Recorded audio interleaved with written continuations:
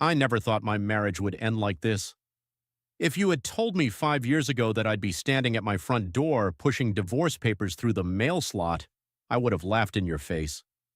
But here I was, my heart pounding in my chest, adrenaline making my hands shake as I heard my wife, my soon-to-be ex-wife, rattling the doorknob from the other side. But before I get ahead of myself, let me tell you how I got here. My name's Jason. I'm 36, a software engineer, and for the past 8 years, I thought I had a solid marriage with a woman I adored. Her name is Emily. She's 34, smart, funny, and the kind of woman who could walk into a room and instantly become the center of attention. I was never the jealous type. At least, I didn't think I was. I trusted her. Until the night she shattered that trust with 7 little words. I'm going on a date tonight, Jason. It was a Tuesday. A completely normal, uneventful Tuesday. I'd just gotten home from work, exhausted, thinking about dinner and maybe catching up on a few shows. Emily was in our bedroom getting ready. I didn't think much of it at first. She always liked dressing up, even if we were just staying in. But then I noticed something. She wasn't just getting ready, she was getting ready.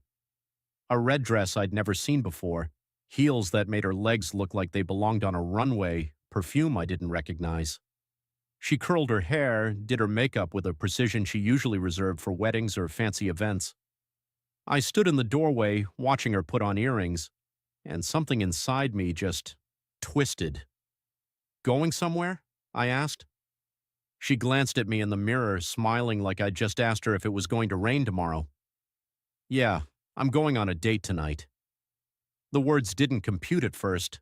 My brain must have short-circuited because all I could do was stare. Excuse me? She turned around, hands on her hips. A date, Jason. You know, dinner, drinks, a little flirting. Don't give me that look. It's just for fun. You're my number one, so just accept whatever I'm doing. I felt the air get sucked out of the room. You're joking. Nope. She grabbed her purse. Look, I love you. You're my husband. But I need some excitement, and I don't see why that has to be a bad thing. I'll be back later, and then we can have our own fun. And just like that, she walked past me, heels clicking against the hardwood floor.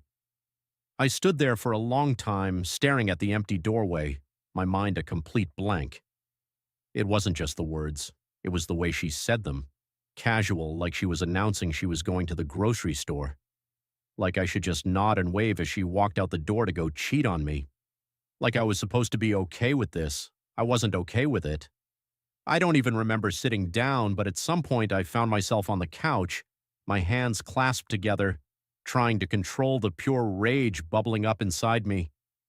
And then something in me snapped. If she thought I was just going to sit here, waiting like some idiot while she went off to God knows where with some guy, she had another thing coming. She wanted excitement? Fine, I'd give her some. I grabbed my phone, opened my banking app, and transferred every single dollar out of our joint account into my personal one. Then I called a locksmith. How fast can you change the locks on a house? Tonight? About an hour, give or take. Do it. And then I packed. I went through the closet, the bathroom, the drawers, grabbing every last thing of hers I could find and stuffing it into garbage bags. Jewelry, makeup, clothes, shoes. Everything went into the trunk of my car. By the time I finished, the locksmith was wrapping up. I paid him, locked the door behind him, and drove to Emily's mom's house. She answered the door in her bathrobe, confused as hell when I started hauling garbage bags onto her porch. Jason? What the hell is this? Emily's stuff, I said flatly. Why dash? Ask her when she gets home. And then I left. Back at the house, I printed out the divorce papers my lawyer had sent me months ago, the ones I never thought I'd actually need. I signed my part, sealed them in an envelope, and waited. The night stretched on, silent except for the ticking of the clock. My stomach was in knots. My heart felt like it was being crushed in a vice. I kept imagining her laughing with some guy, touching his arm, whispering in his ear. At 2:13 a.m., I heard the sound of a car pulling into the driveway. I stood up, my pulse hammering. The front doorknob rattled, then again. Then, Jason? Her voice was muffled through the door. Why won't the door open? I walked up to the door, held the envelope against the slot, and shoved it through. You're not living here anymore, I said. Silence. Then, what the fuck, Jason? Open the door. I leaned against the wall, listening to her pound on the door, scream my name, demand I let her in. But I didn't. I just stood there, feeling empty. She wanted excitement? Well, she got it. I wasn't always this cold. I wasn't always the kind of man who could lock his wife out of the house in the middle of the night, ignore her screaming, and feel nothing. Once I was the kind of man who would have done anything for Emily. We met in college. I was 21, finishing my degree in computer science.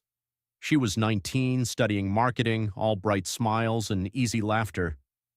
I was quiet, more of an introvert, the type of guy who spent nights fixing bugs in code instead of partying. Emily, though, she lived for people. She could make a stranger feel like her best friend in 5 minutes. I fell for her hard. She was the first girl who made me feel like I was somebody. She'd grab my hand in public, show me off at parties, tell her friends how brilliant I was. She made me feel like I mattered. We got married 5 years later.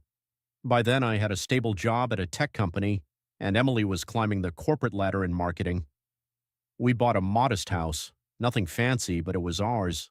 We built a life together, and when she told me she was pregnant, I thought it was the happiest day of my life. We had 2 kids, Noah and Lily. Noah is 6 now, Lily is 3. They're my entire world. I work long hours to make sure they have everything they need, good schools, a safe home, a future. Emily, on the other hand, somewhere along the way she got bored. She started complaining that I was always working, that I wasn't exciting enough. I thought she was just stressed, so I tried to make things better. Date nights, surprises. I even cut back on overtime even though it meant tighter finances. But none of it was enough. I should have seen the signs earlier. The night she stayed out late with her friends but refused to tell me who they were. The way she kept her phone glued to her hand, flipping the screen down whenever I walked by. The sudden gym obsession, new lingerie, a level of effort she never made for me. And then, finally, the moment she stood in our bedroom and told me she was going on a date, I thought that was the ultimate betrayal. I was wrong. The morning after. At 6 a.m., I woke up to the sound of my phone vibrating. It was my neighbor, Steve. Jason, man, Emily's still out here. I groaned, rubbing my eyes. What? She slept on your damn porch, bro. I dragged myself out of bed, still exhausted from last night's storm of emotions. Peeking through the blinds, I saw her curled up on the porch swing, shivering, mascara streaked down her face. She looked pathetic. For one brief second, something inside me almost felt bad for her. Then I remembered. She did this to herself. I opened the door and she shot up, eyes blazing. Jason, what the fucks is wrong with you? You locked me out. You said you were going on a date. I crossed my arms. I assumed that meant you had a place to stay. Her jaw clenched. Oh, so what? You think you're punishing me? You're acting like a fucking psycho. I laughed, a cold, bitter laugh. Psycho? You told your husband you were going on a date.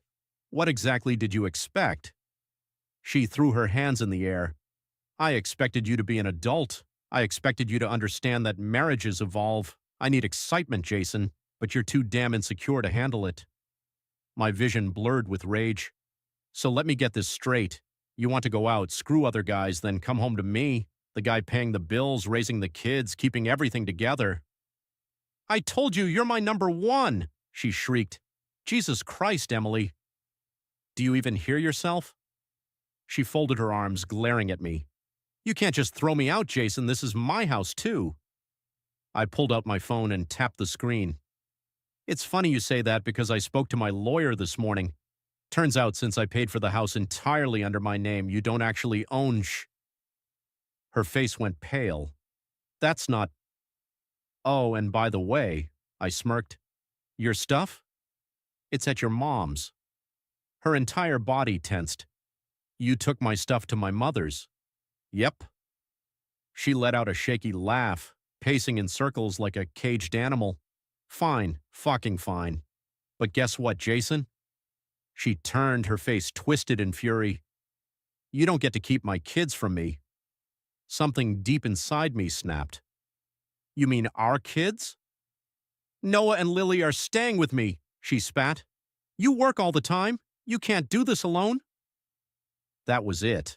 That was the moment I realized just how deep her selfishness ran. She wasn't sorry. She wasn't even ashamed. She thought she could waltz back in here, still in her red dress from last night, and take my kids. I took a step forward, voice deadly calm. Oh, you want to fight for custody? Be my guest. But let me ask you something, Emily. What do you think a judge will say when I show them the texts I pulled from your phone last night? Her face dropped. I leaned in. That's right. I cloned your phone before you left. I've got everything. Every dirty text, every date, every hotel room you've snuck off to while I was home taking care of the kids. She opened her mouth, closed it. So go ahead, I whispered. Try to take them from me. Try to explain to a judge why a loving mother spends her nights screwing random guys instead of tucking her kids into bed. She stared at me, speechless, and for the first time in this entire nightmare, I saw it. Fear. She wasn't in control anymore. I was. Get off my porch, I said coldly. She hesitated for a split second, then turned on her heel and stormed off down the driveway. I didn't watch her leave. I had more important things to do, like making sure she never hurt me or my kids ever again. I sat in the living room long after Emily stormed off, staring at the divorce papers on the coffee table. My hands were steady now, my pulse calm. I had won. At least that's what I thought. I should have known better. Emily wasn't done with me yet. Emily's side of the story. 2 days later, I got an email from her. Subject, let's talk. I almost ignored it. But curiosity got the best of me. I opened it. Jason, you want to know why I did it? Why I went on that date? Why I needed something else? Fine, I'll tell you. It wasn't just about sex. It wasn't about love either. It was about power. For years, you controlled everything without even realizing it. You decided how we lived. You worked late, made the money, and I was supposed to just accept it. You were always the stable one, the responsible one. And I felt like a goddamn prisoner in this perfect little life you built. Meanwhile, I watched my friends, women who actually had excitement in their lives, going on adventures, feeling wanted, feeling alive. I wanted that too. And yeah, I cheated. So what? It was never about them. It was about me. But you played your little revenge game. You locked me out like I was some stray dog.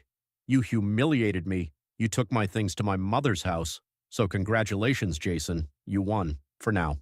But don't think for 1 second that this is over. Enjoy your little victory while you can, because I'm about to show you what losing really feels like. Emily. I clenched my jaw, gripping the phone so hard my knuckles turned white. She wasn't sorry. She wasn't broken. She was planning something. The counterattack. I didn't have to wait long to find out what. That night I got home from work and noticed something strange. Noah and Lily's beds were empty. Panic shot through me like a bullet. I tore through the house, checking every room, their clothes, their backpacks.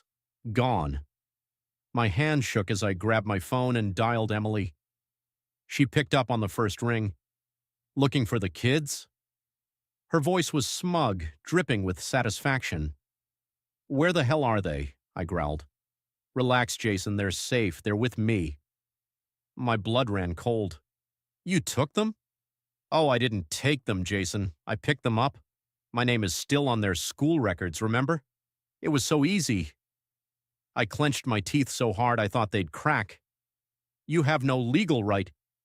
Actually, I do. We're still married. And since we don't have a custody agreement yet, there's nothing stopping me from keeping them for a while. I gripped the phone, my vision going red. You think this is a game? No, Jason.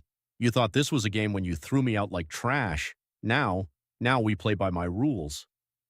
And then she hung up. The nuclear option. I didn't sleep that night.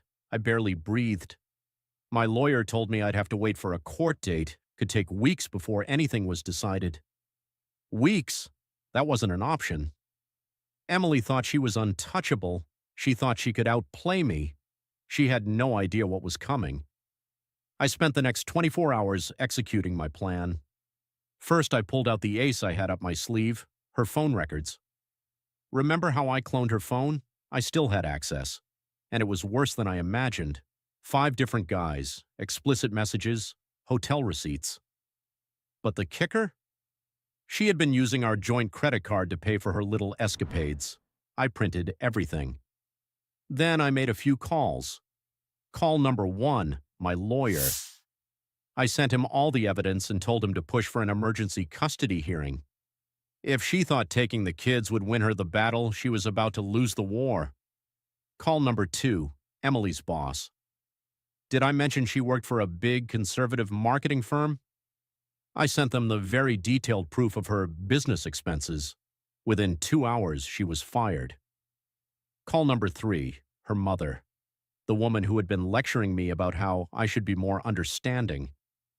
I sent her the hotel receipts and screenshots of Emily's texts. She was horrified.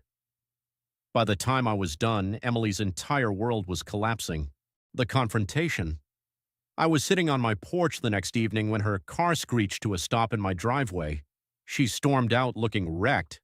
Her hair was a mess, her makeup smeared, her eyes wild with rage. "What the fuck did you do, Jason?" I took a sip of my coffee. "Problem, Em? You got me fired, my mother isn't even speaking to me, and now my lawyer is telling me you're going for full custody?" I leaned back in my chair, watching her unravel. "Oh, so now you care about the consequences of your actions?"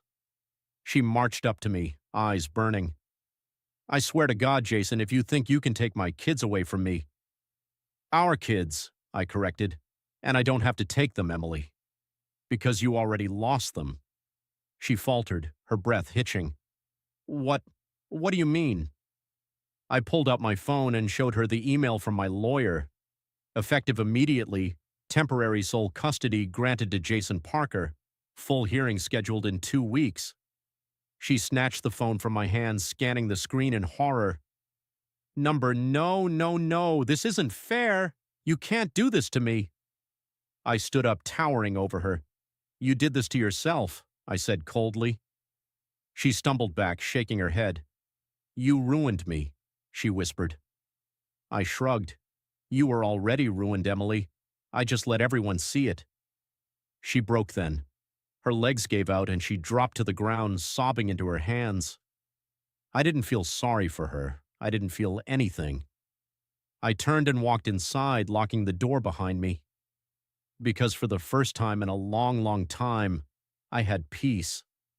For the first time in weeks, I woke up feeling calm, no pit in my stomach, no uncertainty about what Emily was planning next. She had played her hand and I had crushed it. Noah and Lily were back home, safe, sleeping in their own beds. That was all that mattered. Emily, on the other hand, she was spiraling. The fallout. Her life had fallen apart at record speed. She lost her job. Turns out marketing firms don't appreciate their employees using corporate accounts to fund their side affairs. Her mother disowned her. The same woman who had scolded me for not appreciating Emily's needs now refused to let her step foot in the house.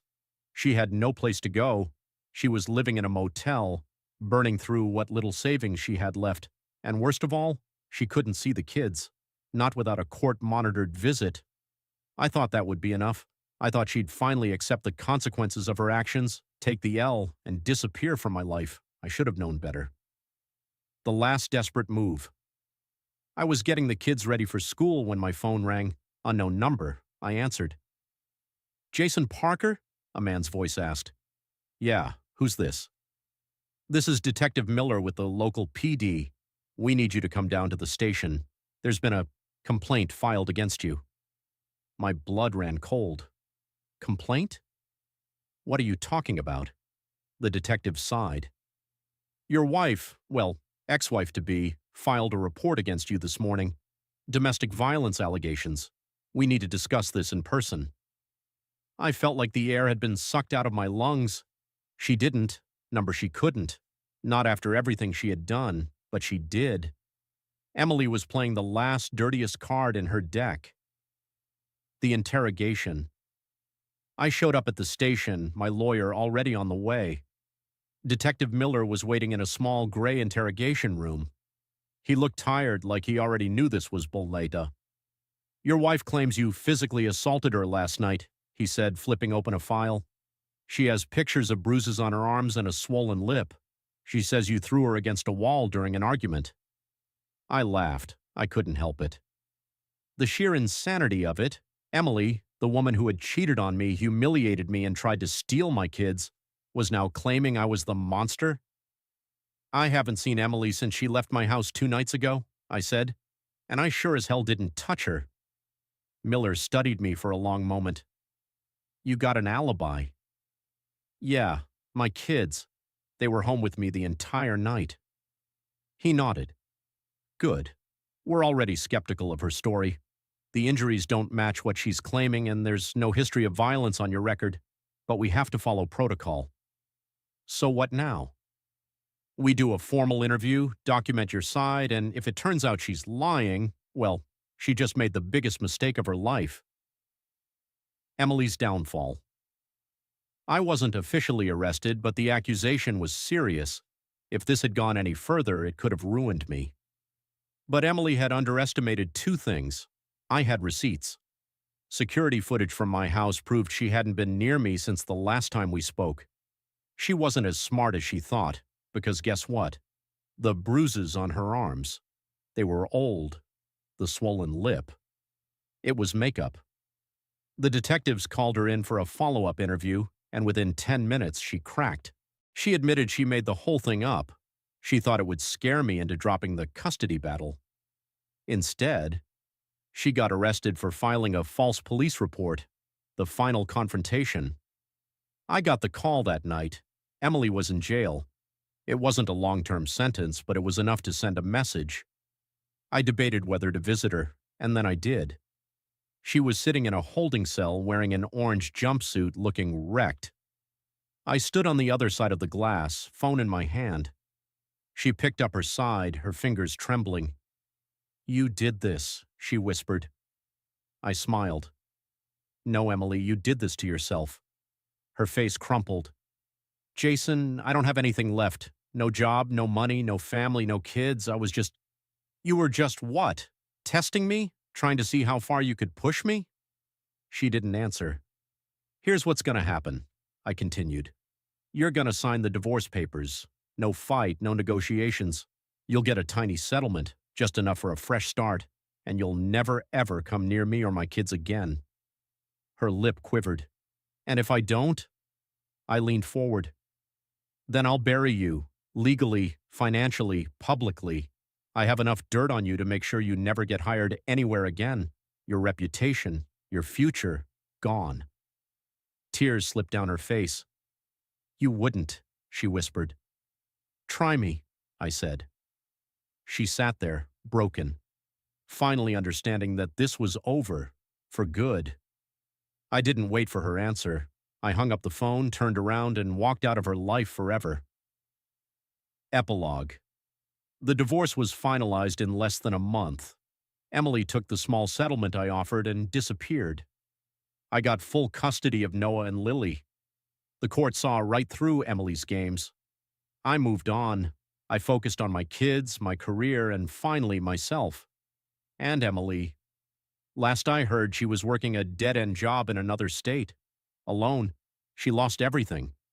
Because she thought she could have it all. She thought she could cheat, lie, manipulate, and still win. But in the end, she played herself, and I walked away free.